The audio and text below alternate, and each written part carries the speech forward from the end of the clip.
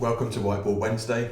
I'm Martin, this is the whiteboard, and we're learning about all things IT asset management. This week, IT asset disposal, IT asset disposition.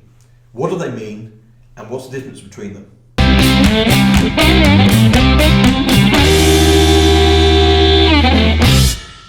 So IT asset disposal is when you want to get rid of an asset at the end of its life. And there's two things to think about here. One is that in just about every country in the world, hardware from a company at the end of its life represents e-waste. That means it's a special class of waste that needs to be treated in a special way. You can't just put it in the bin. It needs to be treated and separated out and dealt with properly. And the second thing to think about with disposal is the data that's on that device. We don't want that leaking out. That needs to be destroyed properly.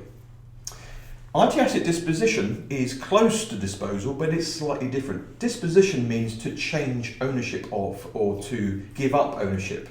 So when we put an asset through a disposition process, it has a lot more options than disposal.